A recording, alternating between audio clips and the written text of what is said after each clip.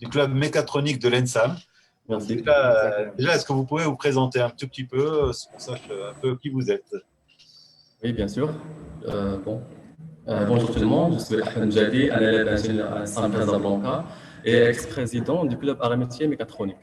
Nous sommes un club scientifique à but non lucratif qui a été créé par des élèves ingénieurs insamiens en 2014. D'accord.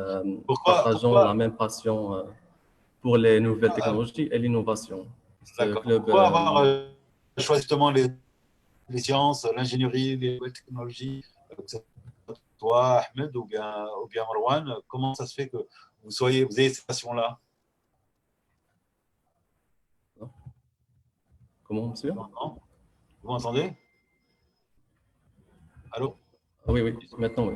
Ouais, voilà, je te demandais pourquoi vous avez eu cette passion. C'est venu très jeune, c'est venu après, c'est venu au moment du bac, c'est venu quand en fait?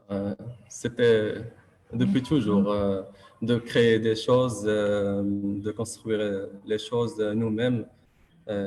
C'était une passion depuis toujours. Et du coup, vous vous êtes rentré. Puisqu'en partageant cette passion, alors nous avons créé ce club en 2014. Et voilà. Donc, ça fait 6 ans que vous avez créé ce club qui s'appelle Mécatronique, qui est basé donc à l'ENSAM. Justement, est-ce que vous pouvez nous présenter un peu ce club? Oui, oui, bien sûr. Bon, ce club constitue un espace d'échange et partage permettant d'améliorer les connaissances, les capacités et les expériences de chacun de ses membres dans ce domaine, pour ensuite travailler sur des projets phares qui pourront être la preuve des compétences d'un élève ingénieur de l'ENSAM ou bien de l'École nationale supérieure d'arts et métiers de Casablanca et qui permettront à l'école de se distinguer dans plusieurs bien des compétitions nationales et internationales. D'accord. Donc là, si j'ai bien compris, en tout cas, votre objet, vous avez eu l'envie avec Marwan Farouk, je pense qu'il est avec nous d'ailleurs aussi, donc, de créer en fait des visières, c'est ça? C'est d'avoir des visières, c'est ça? Exactement, exactement.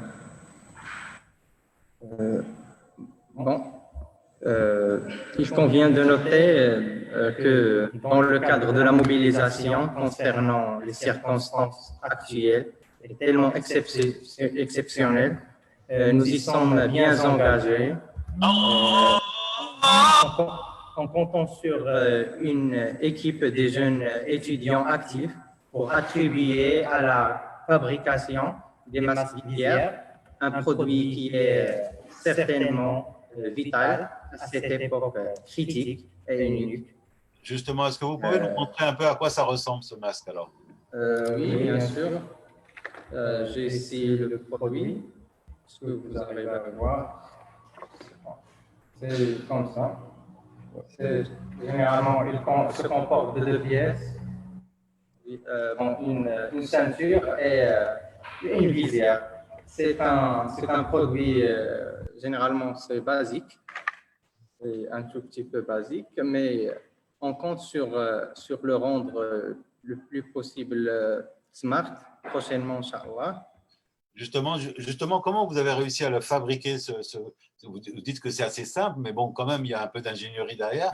Il y a un peu de. Vous avez utilisé quoi, une imprimante 3D, ce genre de choses? Non, c'est le découpe laser qui est récemment acquise de la part de l'administration.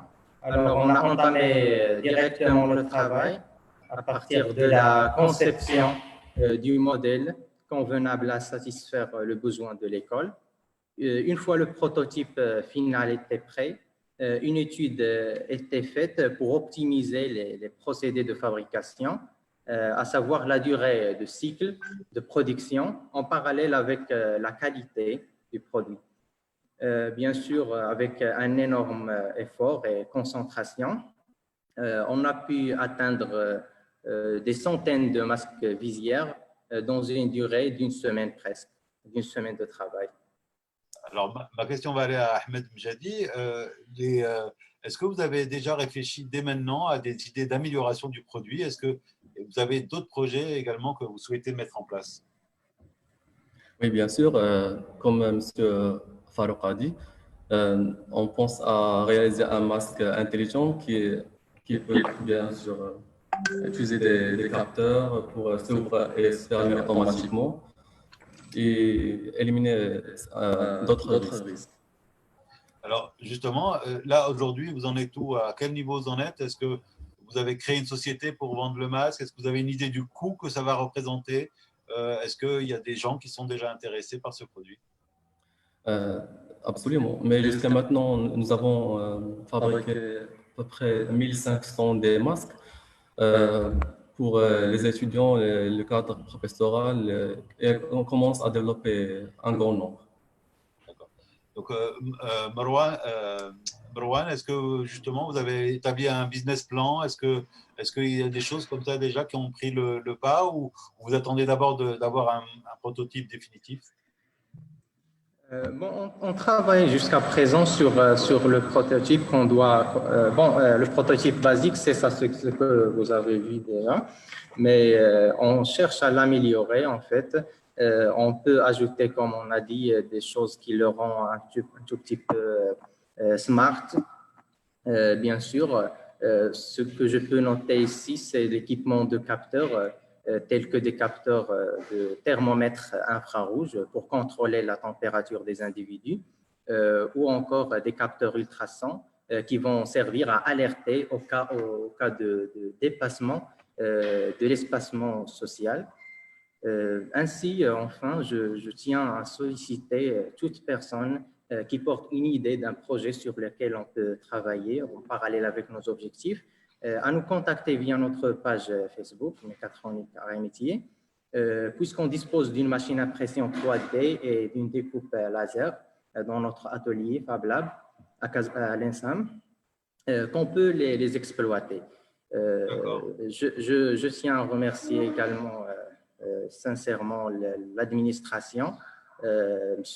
Moustachi Ahmed, qui nous a fait confiance, M. le directeur, qui nous a accompagnés, ainsi que tout le staff administratif, pédagogique et technique pour leur support tout au long de notre travail.